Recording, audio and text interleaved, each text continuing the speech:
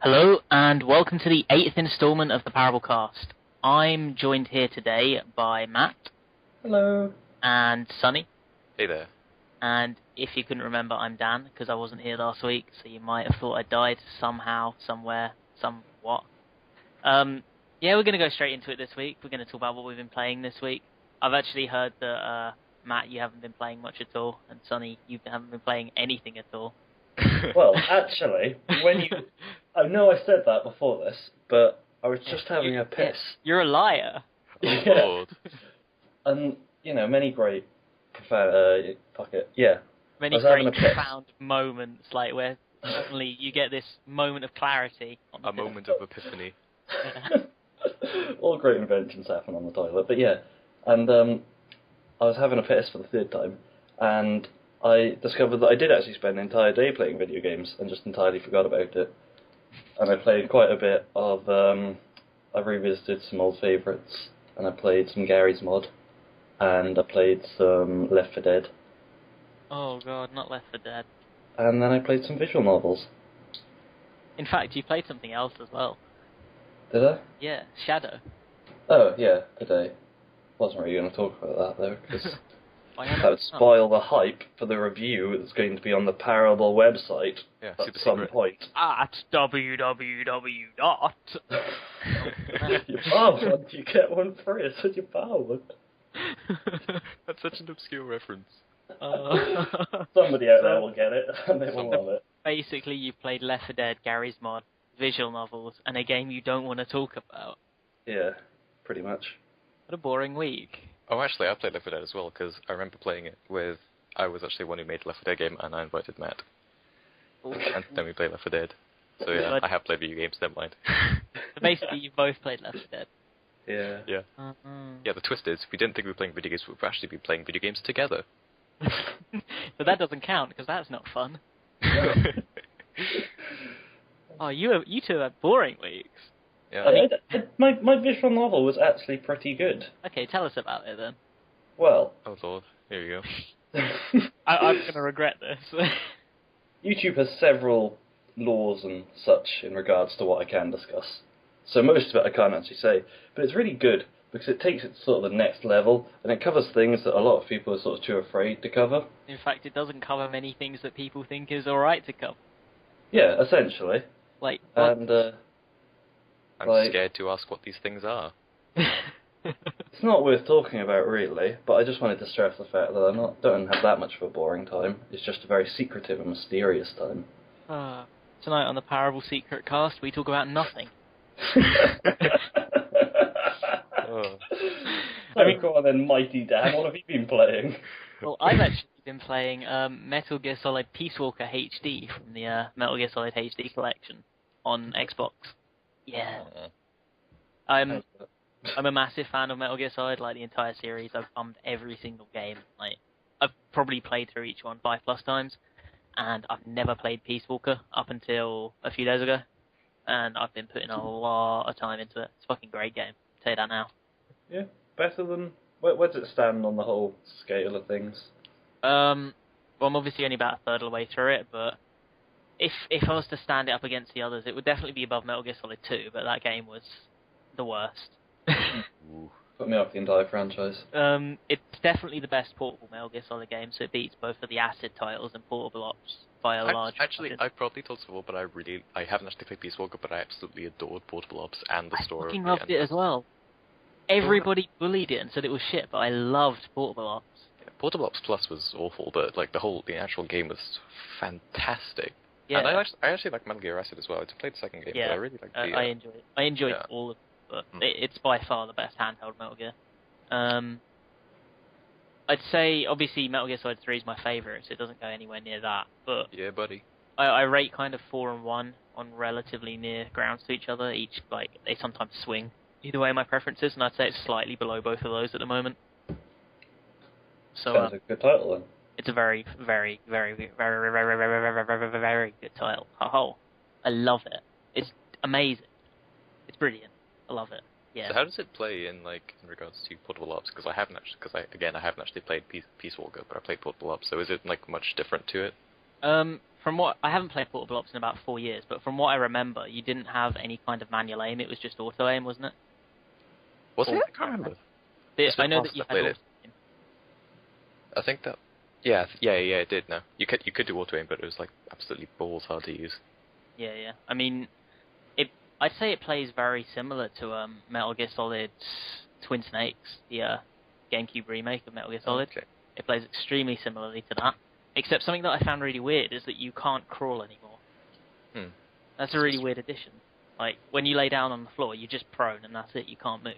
Yeah, that's weird. The only thing I really knew about Peace Walker is that you could attach parachutes to people and go up into the stratosphere. That's how you what do you call it? Like you recruit. Yeah, that's how you recruit them into your team. You pick them up with a parachute and shoot them into space. As opposed to just in Portable Ops where you just tranquilize people and drag them into the back of your truck. Yeah, but it means you don't have to drag them all the way back to the start of the level, which was such an infuriatingly annoying part of Portable Ops. If you're a casual. Ooh, sorry. But everybody should love Peace Walker because it's got Monster Hunter. Because I do. No, it's got Monster Hunter enemies in it. Oh yeah, I forgot about that. And it's got like the Tigre. Assassin's Creed references.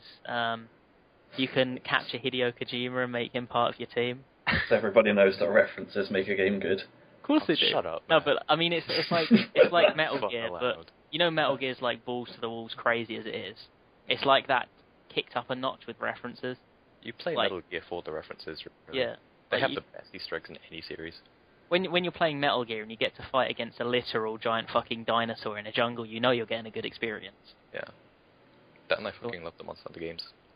That is what I've been playing this week, and I'm probably going to be playing it for the next few weeks. So look forward to the next episode. Yeah, look forward to the next episode when I do the exact same thing, and I say that if you haven't bought it, I'm going to kill your families. Better get on it then. But yeah, the HD collection is quite cheap, to be honest, for what you can get. It's a really good collection. So, it seems this week I've been playing video games. Matt and Octo have not been having fun. I've been having fun. Just secretive fun. Just secretive fun that you can't tell anybody at pain of imprisonment. They can go and discover it for themselves. Good lord. I'm not sure they want to, then they'll be imprisoned. In fact, you didn't even tell us what visual novel you were playing. Oh, cross-channel. Oh, okay. I've not played it. That sounds creepy as hell. It is creepy as hell. You're creepy as hell. But, so is your face. Best up doing heel, bitch! Like, lackluster, what have you been playing part to, the news. Stuff's been happening this week, yay, video games. Yay, and everybody's favourite video game ever, Angry Birds. Oh, yeah. Is getting a sequel. I already thought it had like 12 sequels. It had like expansion packs. Yeah, it had like the original game, then it had like an expansion pack, and then they re-released that and the expansion pack individually on every single platform ever, 3 or 4 times. And they had the Green Day expansion pack, which was... what? Oh, okay. Well, yeah, it's got a sequel, apparently. Yeah, September the 27th, yeah. so I'm told. Get hyped. And I'm imagining, I haven't seen anything, but I'm imagining it's something to do with dragging birds and shooting them at pigs. Actually, if I remember correctly, you play as the pigs. Yeah, it's like fucking deconstruction of the Angry Birds, or whatever. Fuck. Sorry, I take it all back. The game of the year, every year. Yeah, totally. As far as, do you actually play as the bird then? Not the birds, the pigs. No, you play as he plays the pigs. Oh, right. They don't really have enough recognizable figures to make new protagonists. It's because you play as the green pigs, and you construct the vehicles and shit, and now your objective is to get the eggs from the birds rather than the other way around. That reminds me of Rigonauts. Yeah. That sounds a bit like Rigonauts. Maybe they saw that Rigonauts was a pretty fun game after looking at the Perible review and decided that they'd make a sequel. Obviously. The review that you can find at www.terriblegames.net. One more time, you get one free. You buy one, you get one free. Enough. Enough with the Peribles. But yeah, I don't really know what to think. It's not really a surprise, is it? No, it's not really that much to think about. It's Angry Birds. It's, it's alright. Angry Birds. Most people have got it. Yeah, like, what does it say here? Yeah, it's been downloaded 1 billion times. There's 200 million active monthly users. It's like, they're going to sell a fuck ton. Jesus It's going to be very average, but it's going to be very addictive, and it's going to sell a fuck ton. Yeah, I can't say it's a game that I actively dislike. Well, No. I have played it and enjoyed it. Yeah. Mm. But Well, they got it on, when they put it on Google Plus. It's all I used to play when I was in school. Yeah. Because we could access Google Plus and... It's on fucking everything, isn't it? It really is. I mean, I'm surprised that you can't play it on your watch. Fuck game reviews, I'm off. That's a gold mine. Yeah. Video games on your watch. I'm setting up the Kickstarter as we speak. Yeah. Anyway, yeah, speaking of casuals, consoles, Valve are making one, apparently. Yeah, I love casuals and Valve. They posted a job advert on a website for an industrial designer, quote-unquote, because they are apparently frustrated with the lack of innovation in the whole console market. Oh, sorry, is this in regards to consoles? I thought that this was... Not Steambox, was it? I don't think it is Steambox. Probably not, but it's, there's going to be some speculation that it's going to be about consoles. Yeah. Or some Oh, kind okay, of... I thought they were just sort of aiming to make PC shit more console-like, as in they're going to design Steam No. That's the thing, though, because that's the kind of angle that I think they're going to eventually go for, because they've got this whole big picture thing on Steam now, because which is like accessing Steam on your living room TV, and the living room space is like quintessentially linked with consoles and stuff. Yeah. I mean, they must have considered at some point and made some sort of move forward to putting Steam on a console, like the Steambox thing that was a few months back. Yeah. Basically, it's just basically more proof that something like Steambox, they're planning something. Yeah. Okay, fair enough then. I mean, yeah, they were hiring an industrial designer, weren't they? Yeah. So they're looking for somebody to actually create hardware. Mm. Yeah, okay, that would make sense. Again, I'm still not convinced that... Is there any actual solid proof other than, the fact that they've gone about and hired an industrial designer? Not really. Well, they haven't even hired the industrial designer, they just put They posted out they were looking for one. Oh, okay. Because I seem to remember hearing, although I couldn't quote this where I heard it from, but they said that, we're a bit pissed off because we only deal in software, but we've sort of noticed that nobody's actually pushing any hardware on the PC, so we're going to go ahead and do that. Yeah, all these things are fitting together. Like a few months ago, I remember someone interviewed Gabe Newell, and he said something like, "In the and the run." Ate the interviewer. Now, come on, we're all Gabe fans here, apart from me and you and. I'm not because in a love-hate relationship. So. Yeah. Not really. Everyone loves Gabe. Anyway, yeah. Anyway, in Except the whole... for me. Oh, I'm Dan. Let me speak. God's sake. Right, anyway, yeah. In a whole run-up to Windows 8, Gabe Newell was complaining about the fact that it's not going to be an open platform or whatever, and it's, going to be much harder to develop software for Windows 8. So, and then they release this whole big picture mode thing, and then they're gonna hire an industrial I mean, obviously designer. before that, there has been a lot more rumours surrounding Steam consoles. This is just one to add to the list, to be honest. Yeah. So, I mean, I'm like just I not said, convinced there's that got it's to be leading to something a Steam going on. console. I mean, pieces whether being it's added what to the people puzzle. are speculating it is, we don't know, but something is coming. It might not be a console. That's fair enough, yeah.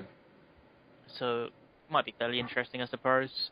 They could potentially make a really, a version of the Ouya, but not shit. Yeah, it could be like the Steamia. The Steamia? Yeah. The Steamia! It'd be a great console.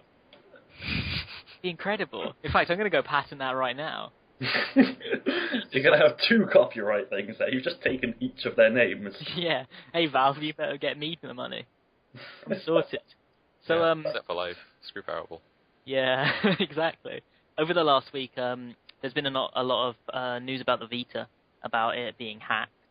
We're not really talking about the specific hack itself, but basically there's a homebrew hack, and the part about the fact that it's been hacked that's really interesting is that it isn't the same as the PSP in the case that you can't use the homebrew to pirate retail titles. So yeah. You're saying you can use the homebrew to pirate retail titles? No, I'm saying you can't. Oh, okay. So it's on all PSP. like locked or something? Yeah, it's like you can use it to put your own back end on the system essentially, and homebrew and create apps and things like that you wouldn't be allowed to normally. like on the PSP, you could use it to like import other titles, or you could create your own apps and things like that on the console.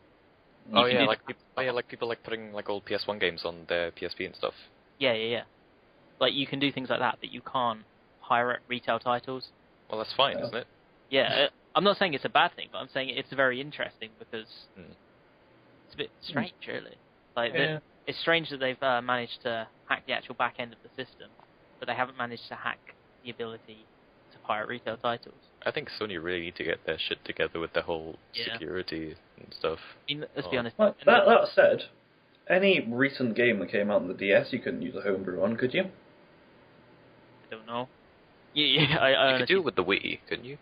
Yeah. So it's like it started coming in with new games because not that I'm as straight edge as they come. Straight edge. But they like the new Pokemon Black and White, you couldn't homebrew that at all because it would sort of play, but then it would crash as soon as you tried to leave your house. And that wasn't like the fault of any specific ROM or anything. That was just the way the game worked. Yeah. And they had all this prevention shit in. But I'm imagining this is something different than just sort of the actual software all being against it. Yeah, it's something different. It's like the fact that they've got security on 2 different levels, and obviously one level's been broken, but it's like the game software itself is something you think would be broken before the actual back end of the system. Oh, okay. And it's the other way around.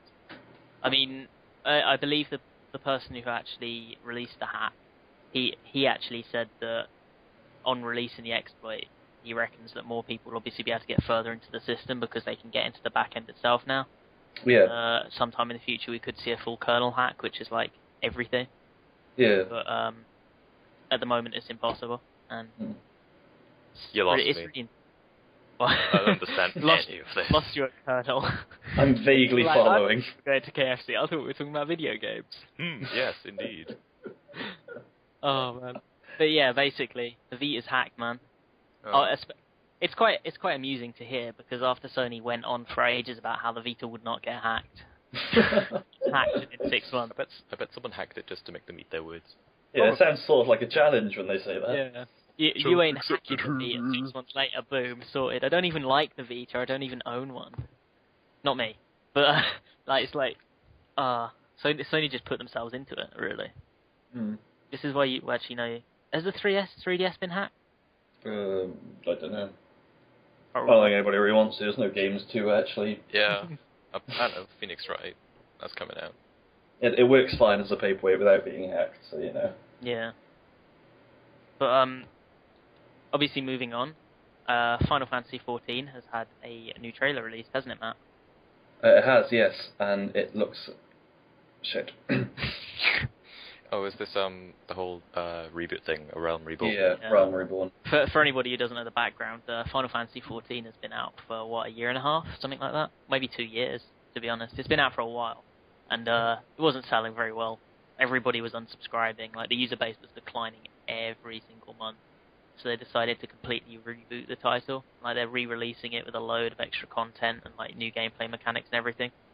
They've completely shut down all the original servers as well, so they So they're basically like, oh, well, our game failed. Let's re-release it. Better.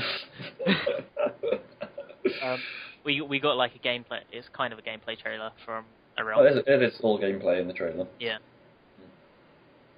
And in the gameplay trailer, it showed a boss, which was a very generic dragon, and it just kind of showed mounts and people running and fighting and general MMORPG stuff. So it looks exactly the same as any shitty MMORPG, mixed with a shitty JRPG, mixed with a shitty online service and a shitty game with shitty shits. It looks quite pretty. Whatever happened to Final Fantasy? Why did it become so generic? At least it's always like, been shit. No, man. It had, no, it hasn't. It's not been shit. The original first 9 games, they had at least like some sort of element of style to it. Now all of them, like past, I don't know, Final Fantasy X was sort of out there, but like 11 onward, they all look the same. I can't distinguish any of them from each other. See, I've always loved JRPGs. We talked about this before on the podcast, I know, but I've always loved JRPGs. But Christ, I hated Final Fantasy, every single one of them that I played, other than the Crystal Chronicles, So I suppose we won't see you buying 14. No. Well, I've already bought your subscription. Fuck off. No, I don't want Dude, it. it was your birthday present. Nice ruin. I had to sweep loads of chimneys for that. But the trailer itself, I don't see why they released the trailer, to be honest with you. I can't understand the mentality behind releasing that trailer. It doesn't look good. There's going to be a bunch of Square Enix fanboys who eventually, play it for like the first year and then think, nah, shit, mate. I mean, just flicking through it again, there is nothing new or individual about it. In fact, if you look on the description of their YouTube channel video for it, it says, oh yeah, the heroes unite to defeat a dragon with an astonishing new ability in this official trailer. It's a fucking orange dragon. Astonishing new ability? They're just showing like a limp the giant boss that they're trying to introduce with this trailer as a key selling point for the game. Like, oh yeah, look at this cool boss. It's a dragon. Wow. Wow. That's not interesting or new at all. It doesn't even fly, man. It's shit. I always love it in these games because you'll have the dragon and you'll go to fight the dragon, and the dragon for some reason will be inside where it can't fly, and where it has to stay in one still, place. And it will occasionally breathe fire and claw at you, but it won't move. It won't fly. It won't do anything else. Very nice of him, really, isn't it? Maybe he's a very polite dragon, or stubborn, just doesn't want to move. One small note, you can kind of tell that Square Enix weren't particularly confident in this gameplay trailer, because they disabled any kinds of comments and ratings on the trailer itself. Yeah. They were like, well, we're going to get a fuck No ton of bullies, right? please, No no bullies. Yeah. Square Enix, they just need to get off their asses, stop making Final Fantasy games, shut everything down, and do something good, and before making like a whole new original franchise or something, just fucking make Vagrant Story 2. So, moving on from the topic of bad games and onto the topic of good games, the first Borderlands 2 review is out, and it was a fucking good review at that. It got a 95% from GamesMaster in their latest release. 95%. That's fairly large, that is. That's essentially 100%. Yeah, that's essentially having 100%.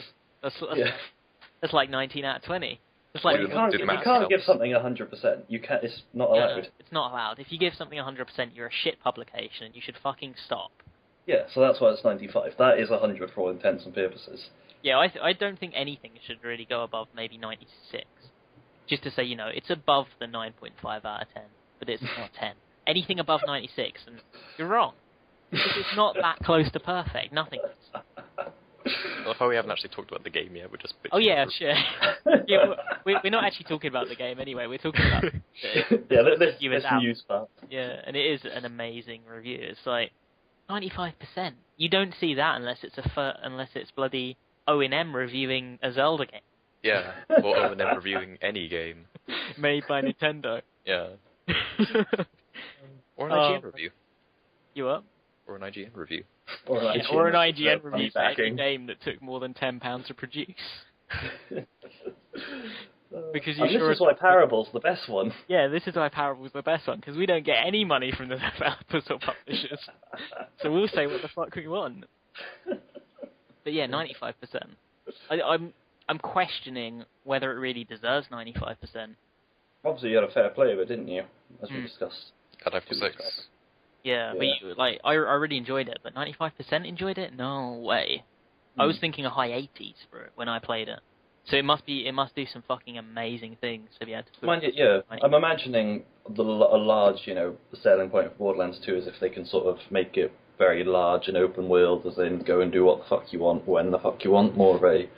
I hate myself saying this, but more of a Skyrim feel to it than perhaps other games had. The thing is, though, the main selling point with the original Borderlands was that it had millions and millions of guns in it, and that's an alright selling point. It's pretty ridiculous, but it's not something to base your entire game on.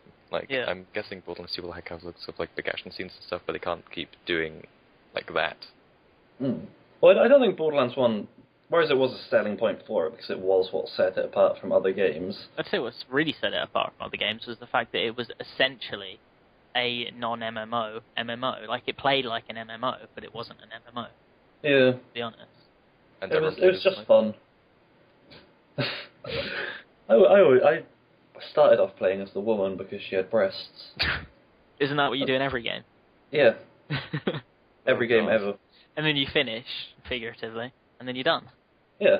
After those 10 minutes, I go back to playing with the men. Oh, That- Christ. That doesn't sound right, actually. Story of his life, really, isn't it? Going back to playing with the man, AA. So yeah, Borderlands. The man being Daniel. Yeah, anyway. Obviously. Chris Yeah, Rock. Borderlands 2 got a 95%, and I'm questioning if it's really worth it. Let's just wait till the Metascore comes out. Yeah.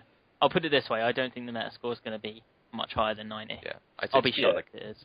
It's going to be high regardless, though, because if a Borderlands game's got a lot of hype and it's not disappointing, it gets a very, very high score, even if it's not fully It deserving gets a of very that high score. user score, not Yeah. necessarily critic score.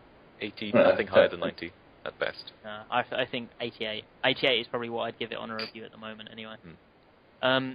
Moving on from that, we're gonna actually discuss something that's very related to Borderlands 2, because obviously the Borderlands 2 Collector's Edition was announced a fair while ago. It was a bit of a crazy Collector's Edition, wasn't it? You got it in a massive Vault Hunter. Yeah, it's ridiculous. You get in like one of those big vaults you like have Yeah. in the game. And you get like... Go over this with me quickly. I'm not fully aware of this. Well, yeah. well, the collector's edition for Borderlands 2 was like, you get all these like big collector's editions for games nowadays. Well, like, and you get like the more ridiculous and ridiculous ones. Well, this one was like you got all this bunch of stuff from the game, like the soundtracks, the art books, all the stuff like that. Then you got like this replica, in you got a Borderlands. steel replica case of a chest, like one of them gun chests. Oh, Yeah. okay, I know the ones. Ones that like layer up on like cake. Yeah. You get one of those.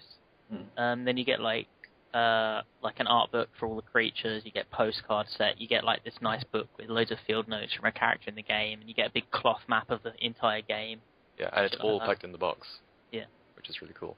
What I think Nice. is really interesting. Oh, you also get a bobblehead of Marcus. Sorry. Yeah, that's fun. Oh, okay, yeah. The one that was in the first game, I imagine. Yeah. Good old Marcus. But yeah, what I think is really interesting about all these collector's editions is that, and with like regular video game merchandise as well, if I might just talk about Gabe Newell again, what he mentioned once about... Gabe Newell collective merchandise. Yes, fund it. Right, and yeah, he was talking about how he was like monetizing stuff like TF2 and like on like, I'm not sure if any of you have been like on the Valve software like store where they sell like shirts and stuff, but like when Valve sells stuff like plushy companion cubes and stuff and like plush sticky bombs and like t-shirts that have been in the games, like the one Ellis wears in Left 4 Dead 2, you'll make so much more money from something that's been in the game and you like selling like a real life version. Absolutely. Yeah, so it's like you'll cherish something like that much more than like, I don't know, a shit that says "Hooray, I play Borderlands 2" on it. And I think that's what developers are going for nowadays. Like with the whole Resident Evil 6 thing, they're selling like Leon's actual jacket. It's a very nice jacket. I don't understand all the pay stuff they get for $1,000 it. for it. But I mean, that's what we want to talk about, really, isn't it? Because obviously there are a lot, like nearly all triple games nowadays have a collector's edition of some sort, or sometimes they have multiple collector's editions. Like you think about the Call of Duty games, they've got like the standard edition, hardened edition, and they've got like fat off stupid RC car prestige edition. Neckbeard. And it's like, yeah, neckbeard version. And then it's like, you look at this super special edition of the game, and it's £150. That's over 3 times what you'd normally pay for the game. And it's like, is it really worth the additional investment for these like collector's items that most of the time are basically shit? Yeah, a lot of the quality on these things is never actually that good, I've Yeah. noticed. Not that I've ever bought any, but I've sort of seen, like the bobblehead, I imagine is going to be slightly shittily painted. Oh yeah, it's going to be horrible, isn't it? Yeah. One thing Yeah. I'd like to bring up here, which it doesn't relate to quality, but it's something that conveys the point quite well for like collector's editions that just bump the price of games up. Did anybody see the Final Fantasy 25th Anniversary Ultimate Box? Oh lord. Very vaguely. Right. I'm going to tell you what's in it.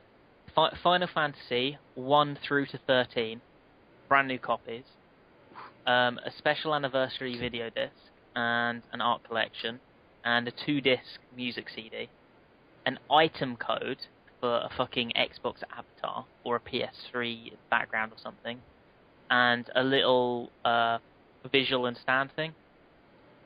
Now, you tell me how much you think that's going to cost. How much it should cost, or how much we think it costs? I know how much it costs. About You tell me. $150 at the most. Okay, Matt? I'm gonna go all out. I'm gonna go 320. It's 35,000 yen. Right. Wait, So yeah. that translates to what? 350. Yeah. So It's a bit less. It's about 280 quid, 290 quid. Oh, I was fairly close. I reckon I should win this cast. So you think you're getting a box of the main 13 Final Fantasy games, all old released games, and a few collectibles, and you're paying £300. I'm just going to let the silence say it. This is collector's editions gone mad. Oh yeah, but people are going to buy it. I know, that's the Squeenix worst fan. part. I don't understand. I know it's slightly crude, but just, it's Final Fantasy, just stick a sex doll in there. I would buy it, and I don't even like Final Fantasy. I don't know, a breast mouse pad of one of the female protagonists.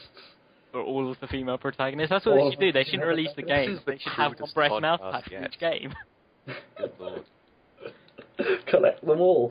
Yeah. That's it. Different doll parts, and you assemble your sex doll from buying several copies of the same game. Oh my god. We're basically pumping out marketing strategies for Square Enix now. Yeah, Squeenix, if you listen to You need to get us funded, and you need to get us on board. We've got all the ideas. Oh god, yeah. I'm gonna go and apply for a job at Squeenix Marketing. I've got this great idea, guys. But It's like back Happy to the Meal main Boys topic. gone mad. Yeah, basically. Back to the main topic. Things like that. It just Yeah, what were we talking about? yeah, it doesn't seem to me that collector's editions like that are just worth the money at all, or most collector's editions in general. That's the thing, though. They're collector's editions. They're for collectors. Like, I don't know. You buy these collector's editions, and then you, like, keep a mint in your attic for about 5 years, and then you go and sell them on eBay for, like, £1 million. Because I know about this, because I collect fucking records, because I'm a dumb hipster. But yeah. Sorry, go on. I don't know this because I collect records. You filthy flabbergans. Pedestrians, you plebeians. Yeah, but yeah, I collect records, and I don't actually, like, you know, I get limited editions of games when I can, but, like, records are a good example. Like people go absolutely crazy for vinyl records. Like, you buy one, you buy, like, you get one free. No, shut up. Stop with that joke, man. You're gonna ruin it. Anyway, yeah, you buy one, pretty cheap, limited edition, keep it in your attic, bring it out, slap it on eBay, people will go absolutely mad for it because it's limited edition. And all these things are limited edition as well, like, you know, Resident Evil 6 $1,000 Neckbeard edition with Leon's jacket. People are going to pay so much money for, like, all that stuff in a few years' time because they're for if it turns out to be good. Yeah, I guess. If it's good quality. I imagine it's good quality. If you're paying $1,000 for a leather jacket, you can probably get about for about, you know, $500 maximum. If I can just go Weibo for a minute here. Oh no. If you take a look at sort of like anime dolls and, you know, limited edition figures of animes. Yeah, I was going to bring of some animes stuff, actually. Of anime characters. It's such good quality, and it's, you know, I've sort of watched videos of them actually making it. They've got fucking thousands of set squares. See, bringing something up alongside that I thought you were going to bring up, but you didn't. I might be getting there. Okay. Go on then. I know, go on anyway. Okay. Right. The thing I really like, I feel that collector's editions should be, is rather than necessarily being just more expensive and you get as many as you want, I think limited editions should be just that. They should be limited, and they should be like either like timed things, like, oh yeah, if you buy a game like, for example, Ouya, if you buy it through Kickstarter, you get the limited edition. Rather than paying more, you do certain things to like support the company, this and that, or you buy at a certain time, or you jump on board straight away and you get a collector's edition, you get a limited edition.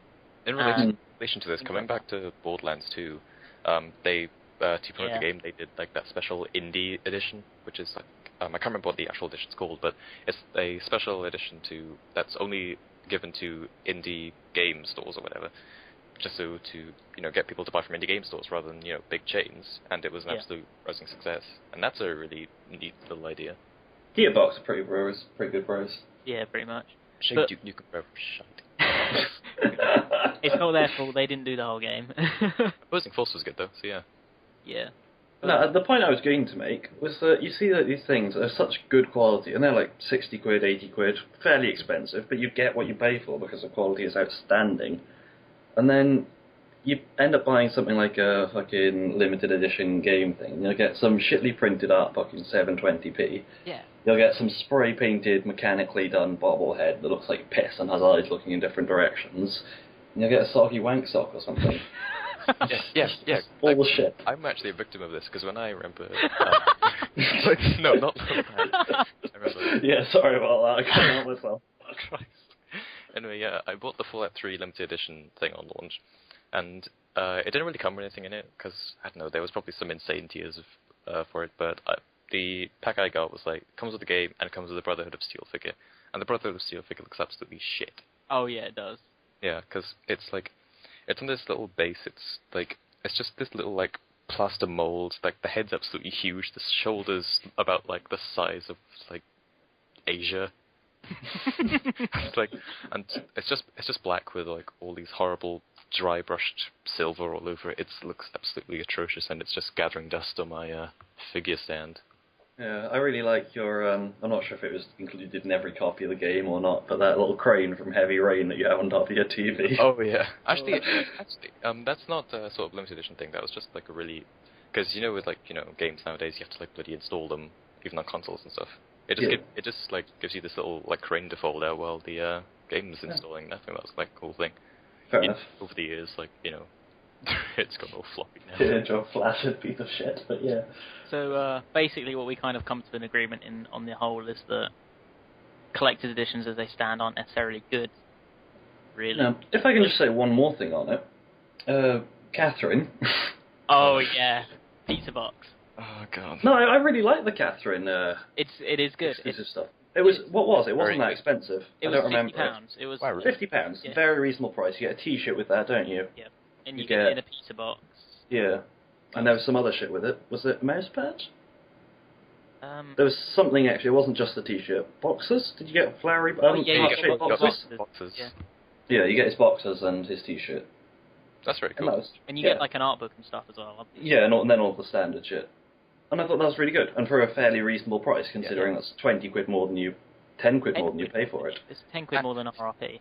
That's fitting for like the audience that like people who would play Catherine would go for though. Like I wouldn't imagine like that kind of dedication to go for like a Call of Duty game or something. But for a game, Atlas knew they were going to sell quite a lot of copies of that, especially in the Western market. They should have gone with a sex doll. Also, if I might just if I might interject a second, I'm holding right now my copy of Demon Souls Black Phantom Edition, which is probably like one of the most perfect limited editions ever, which is kind of weird because the Black Phantom Edition of Demon Souls was the only version of Demon Souls that they were selling on launch. Yeah.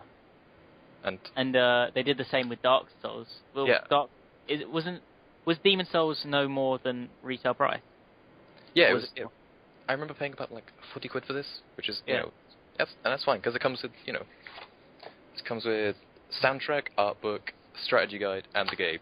And that's for like £40. That's absolutely perfect. That's what I was talking about when I said that I think things should be like timed or like based on your devotion and that. Like you pick it up on launch day, you get a special edition for free, things like that. And FromSoft have done that on both Demon Souls and Dark Souls. I mean, I've got the Dark Souls limited edition sat here right in front of me, and it's like in a nice case. You get an art book and you get a nice cover and all that shit. Yeah. It's like, well, that's completely free of charge, and the art book is really, really high quality. And it's like, oh yeah, you show devotion to our game by picking it up on launch day, and we'll give you all this. It's like, I think that's the way it should go. Reward it sounds very good. With like a nice foil stack cover, art book, soundtrack, bish bash, fucking bosh. Yeah, you're awesome. Unlike with the Nintendo 3DS, if you picked it up like a knob when it was £230, you get a little app that says you did. You're not going to let that go, are you? No. Or if you play TF2, you get free medal. Not a free hat. No. If you play, you can get medals on TF2. Yeah, you can get dueling medals, but you could also there was a thing a while back for like TF2 5th anniversary or something. Like people who were play TF2 during the beta and were still playing, then they got this free like golden badge or whatever. And then like people who played it for a little less got a silver badge, and I got a bronze badge because I'm a casual. Because I haven't played it for I was going to make a poor joke saying, oh yeah, there's badges in the game, there should only be hats, but I didn't end up executing it, so I apologise for that. But the fundamental of the joke was there. You guys can piece it together. I just had to explain it to you, just in case you didn't get it like everyone else because I'm shit. If you haven't realised it, TF2 has hats.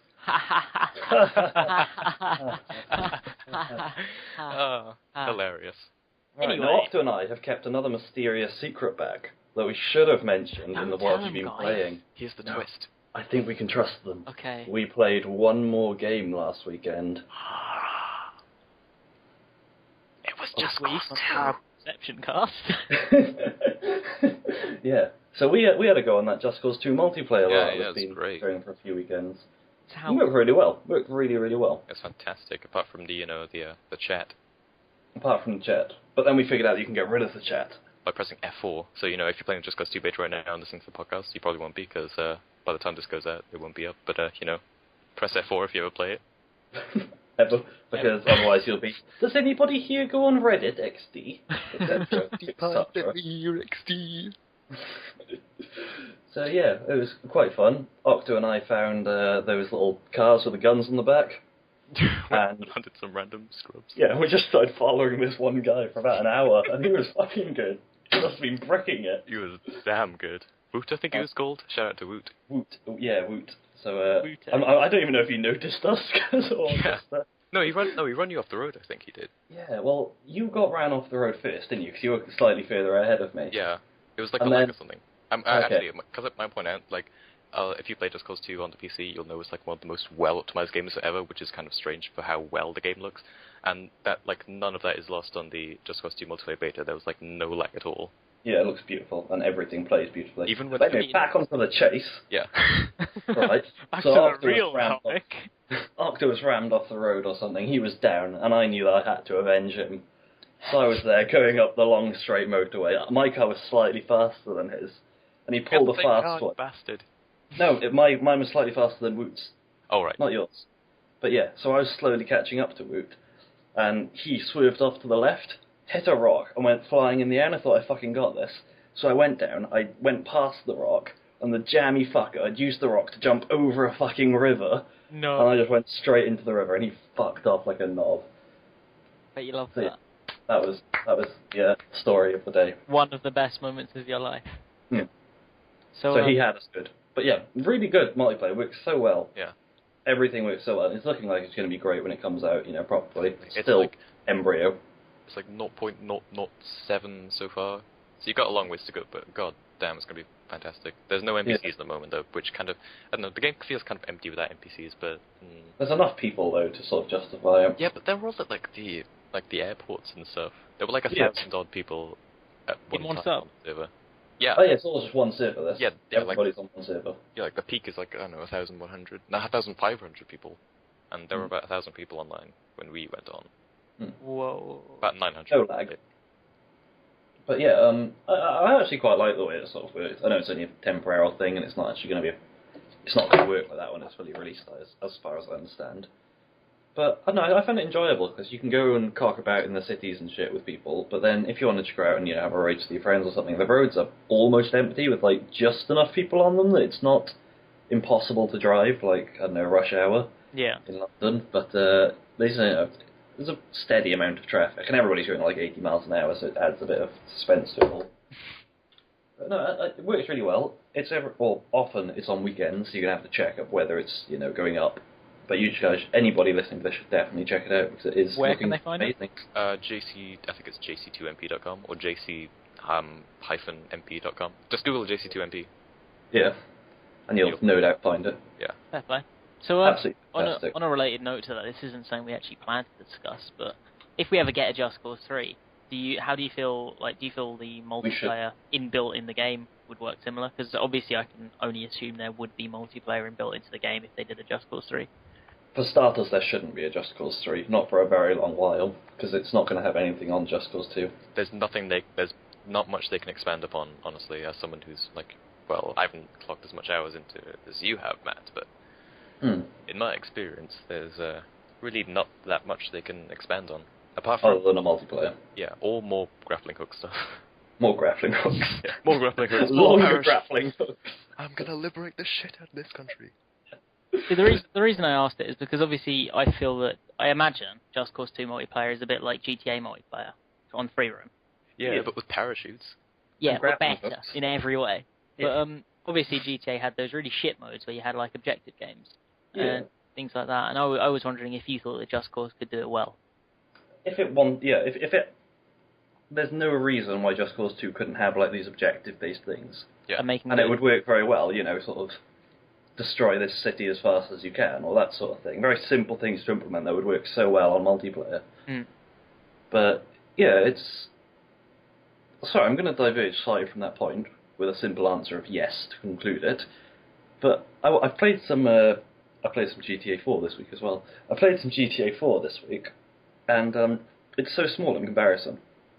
To Just Cause? Yeah. It takes like a minute to get from one side of the map to the other. It's strange, isn't it? And then like, in Just Cause 2, it'll take you a few hours, at least, to get from one side to the other, assuming you're not in a jet. Did San Andreas have a bigger map than GTA 4? I'm sure it did. Much bigger, yeah. Not anywhere close to GTA Just Cause, though. But yeah, no, it's looking absolutely fantastic, and there's not all that much to say on it, other than the fact that it's just so much fun, because you can do whatever the fuck you want with grapple hooks and parachutes. So basically, get it, you don't need any other game ever, Just Cause best game ever. Yeah, well, I know that both you guys, well, I know that Matt in particular absolutely adores Just Cause 2. I really do. Everybody does. You can't not like Just Cause 2. Yeah, fair play. Unless you don't like grapple hooks and parachutes. Unless you don't like things. Yeah.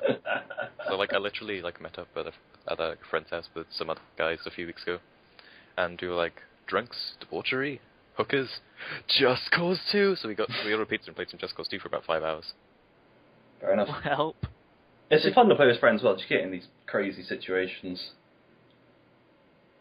There's no point in explaining crazy situations, because everybody who's played it is aware of what crazy situations are. That was the craziest story, guys. Crazy. But yeah, moving on before we kick a dead horse about a few thousand times. No, I think this is the right moment before we get into these crazy stories. I don't think we should.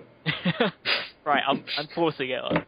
Assassin's Creed 3 is coming out in a few months, and I thought it would be good for us to just have a chat about the series overall, because on the Parable Cast we've not really said much about Assassin's Creed at all. It's shit. Shit. Okay, moving on. It's alright. It's not bad. I like the first game. The second game was kind of... The other game was kind of... Really? You like the first game more than the second? I like the first game way more than I like the second one. The second one had... You're raping popular opinion with that one. Damn right. People are always really shocked that I liked the... Because everyone I know seems to hate the first Assassin's Creed game. I really liked it because... This is really weird criticism, but I didn't like Assassin's Creed 2 because it gave you too much to do. There was so much side quest and stuff. It didn't feel entirely about assassinating. I can understand that, actually. Yeah, I can see where you're coming from. Because I did note it down myself while I was playing it. Yeah. And then the whole... When they milked the whole Renaissance thing with... like... Titles. Yeah, and they did that across, like... I think it was kind of cool to see how mature this assassin character, Ezio, goes across this game. Across all these 3 games. Like, you see him getting, like, older and stuff. But it happens across the first game anyway, so why don't you just stretch that out for 3 more games? Yeah. I've only ever played Assassin's Creed 2, and I played a bit of Brotherhood, which is the second in the Ezio trilogy. Oh yeah, I played a bit of that as well, then I traded in. Yeah, I traded in as well. But Assassin's Creed 1 I really enjoyed at the time, but having gone back to it, it felt very dated, which is strange, because it's only like 5 years old, and it feels incredibly dated. It does feel... I enjoyed it at the time, but it feels very limiting once you play Assassin's Creed 2, which is kind of strange, because Yeah, Assassin's Creed 2 is an absolutely excellent game, but it felt like it lacked kind of... One thing I felt that it lacked over Assassin's Creed in particular was the environments, which is very strange to a lot of people, but I felt that Assassin's Creed had such a great setting, and it fitted the series perfectly. I think there was like no weight to the assassinations in Assassin's Creed 2. In Assassin's Creed 1, like, you knew, like, how you were gonna go out and fucking murder someone. In Assassin's Creed 2, you just, kill this guy, assassinate that guy. Hide in the prostitutes. Yeah. It's just... Which is kind of strange considering how heavy the story of Assassin's Creed 2 is, with, like, your parents getting murdered and stuff. It's just, it doesn't... God, that's an original bit of angst to inject there. Yeah, definitely. A full night on that one. Jesus Christ. So what do you think, Matt? Did you say you played any of them? I've never owned any of them. Right. I refrain from using my opinion because I loathe the games, and I loathe the people who enjoy the games. He hates me. He hates me. it's only going to make Dan's complex worse here. They just act exactly the same as Call of Duty fans do. Oh god. As in, they They're play just the gonna video sit in the game. corner and cry. They play the video game for 2 hours, and oh yeah, fucking know all about history. Historically correct. And the fan base is I'd accept awful. that The criticism. games are average. At Yeah, most. They're not even the best assassination no, games that- of that's- that genre. You got. I'd say Thief you're 2 wrong on in that. top The games of are not average at most. I'd say they're average. I would have to I would- disagree with you there. I'd say 2 in particular. 2 was very, very good. I think it was very, average. very average. Average. No, I disagree with you. The ending was shit. No spoilers here, please. But yeah, the ending wasn't the best, but the game itself was excellent. It played well. It had a good setting, not as good as Assassin's Creed 1. There was a lot to do. It felt very good, very weighty. I don't think it felt very weighty at all. Really? Yeah. I really enjoyed 2. I thought 2 was one of my games of the year when it came out. I guess we have a very big divide here then. Yeah. But compared to Thief 2, is 2 my favourite? I think. Oh, is it? Yeah. Thief Deadly Shadows. Yeah. Yeah, that's alright. It was good. It was a much better sort of way of going about the whole I've never actually played Thief. sneaky about the place sort of Put thing. out there. Yeah, you'd probably like it. Pretty good. Better than average. What I hate about the whole Ezio trilogy in Assassin's Creed is that they they had Altair or whatever it was called in the first game, and then they moved to a completely different setting in the new game, and then loads of people thought that this is going to be the whole theme, like it was going to be a different setting, a different character, different story in each game, and they were all going to link to each other because of this weird conspiracy theory, and that was a really cool idea. But no, they just milk one part of the story. They dragged it out, and they could have used that space of those 3 or 4 years to completely diversify the series and make it really, really unique. But they didn't. It's loads of wasted potential. Yeah. Well, people would have to have intelligence to be able to understand the storyline that spans across more than one game, and fans of but that's the thing. Assassin's Creed 2 lack a certain amount of intelligence. Matt, you've really got a lot of loathing here. I You're always have generalising loathing. quite a lot. Oh, I generalise everything. Fuck Yeah. video games So, and fuck people who play just them. moving on from that very quick. Agree. It's still on the same Oh, topic. Lord. Just quickly, first impressions of Assassin's Creed 3. Matt, Looks shit. really? Yeah, I'm not even just saying that because of my bias. I haven't seen the fully anything fairly recent, but from what I saw, it has more edgy, fancy, cinematic visuals that just ruin video games because they try to put them in as instead of good gameplay. It's like, oh yeah, we got shit gameplay, but look at this. When you throw the tomahawk, the camera follows it. And you plays America, and that kills the He plays evil an American. British. I bet you love that. Yeah, I love that. Absolutely adore that because you know me and my hatred towards the British. And it looks pretty. I suppose that's about it. They've put it in a nicer environment than the other ones we're in. But, Okay, Octo. I think it looks decent for one. I think it looks great just for the fact that it isn't Ezio anymore. I don't know the whole thing they're doing with these. One of the big things they were showing off at E3 was the fact that you could run between trees in the forest areas, and I thought, that's kind of cool, but you don't want to sell your entire game on that. And, Assassin's Creed 2 doesn't really work in, a foresty setting, and, the whole split between the ship levels, which I think were kind of cool. The ship levels, great. the encampments, and the forest areas. I think those are a bit too jarring. They don't really... I imagine they wouldn't mesh together all that well. The horse riding sections, when you go from, in Assassin's Creed 2, when you take a horse out of, a main city, then you go around a rural area. That worked kind of well, but I imagine this is too... Yeah, I can agree with you on that. I suppose we'll see when it comes out. But yeah, definitely. In any case, I think it looks pretty good. Yeah, it looks like a big step up from the previous ones in the series. It looks like they are genuinely putting a lot of effort into it, and I'm impressed with what I've seen both at I-46 and videos. So I'm hoping it's a good title. To be honest. On that note, what about Liberation? Oh, fuck Liberation. Oh, I don't know. I think it looks alright. I like the whole disguise concept thing. Liberation's the one on the Vita, right? Yeah. Yeah, fuck Liberation. I've never seen a remotely decent handheld Assassin's Creed game, and Yeah. I'm skeptical until I do. I did have that DS one. Oh, I was about to Everybody mention. remember that? Oh, Yeah. lordy loo. So Can we move on to something better? okay, yeah, I'm sure. Let's getting move on to depressed. TF2 hats. Yeah, TF2 hats. I'm not sure why you're doing that. I hate TF2 as well. I hate all video games. I think we've run this joke into the ground. Yeah, we do that with every joke, don't we? We do it. Oh, yeah, sorry. On the pat. I like rhythm games. Let's talk about those. See, that's actually an exact replica of what Octo said right before the podcast. Guys, I really like rhythm games. Can we talk about those? Yeah, I want to talk about those instead. Yeah. We've talked about Assassin's Creed enough now. Yeah, I don't know. This week when I was looking through, I don't know why, but I was looking through the old copies of the official PlayStation 1 magazine. And I don't know if any of you remember, but for some reason in every installment of it, back when the PS2 came out, and they didn't really have much to write about, they filled about 100 pages in the back with just a catalogue of every single PS1 game and what its review score is. And I was looking through it for no reason. And I saw Vib Ribbon, and I'm not sure if any of you remember it. I know Dan does.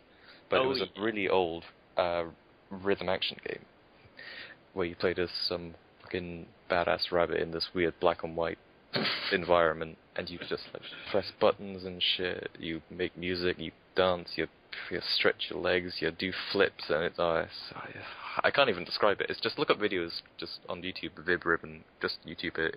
It's really hard to describe. You walk across a line, you change shapes, you jump on blocks to music. It's so weird. Great. Yeah. Right. I'd love to see it re-released, I'm not gonna lie.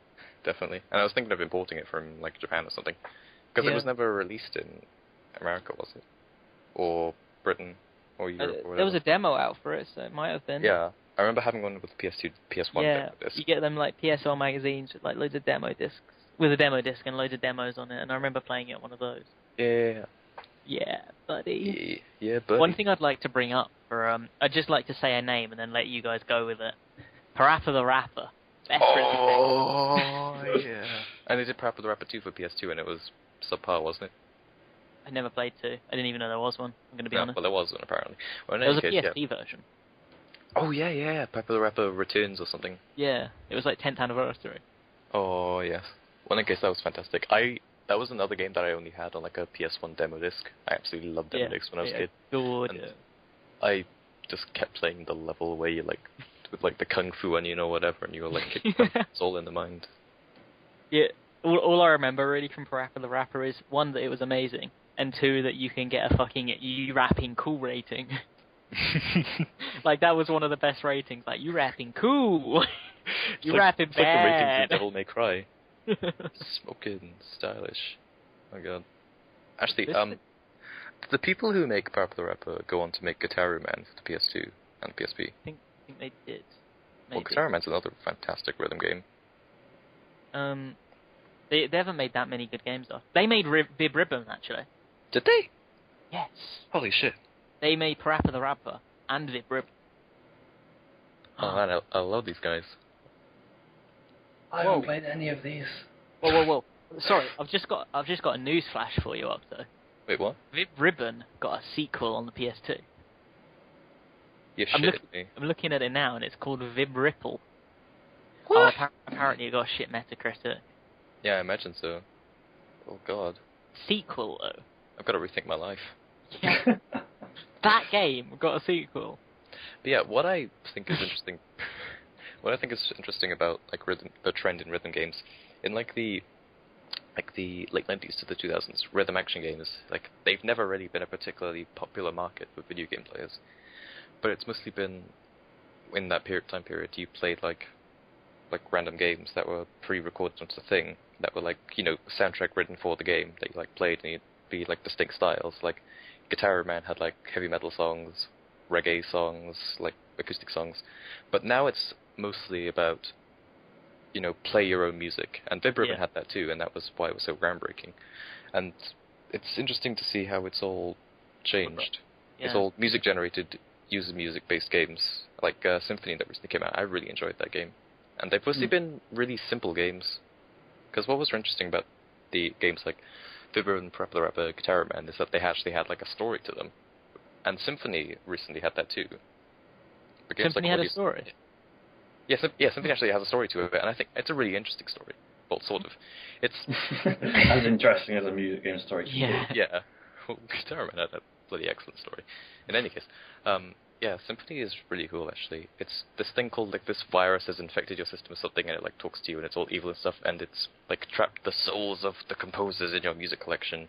And, like, whenever I'm assuming you've played games like Audioslave and Beat Hazard, where, like, you know, you're playing a song, and, like, say you're playing, like, I don't know, a heavy metal song, like, the song gets really hard to play because it starts going really fast, and you get loads of obstacles. Well, like, if that happens in a game like Symphony, you, like, get a boss level. And if you defeat the boss, and if you defeat the boss, then you get a cutscene advance to the story, and you free the soul of that composer, and you free this page in the Symphony of Souls, and it progresses the story. I never actually finished Symphony, but oh man, I really like that concept. I gave it a really good review. Really as well. interesting. It does sound very, very interesting. Yeah. Suddenly, my interest in the game has doubled. Yeah, everyone buy the game. It's fantastic.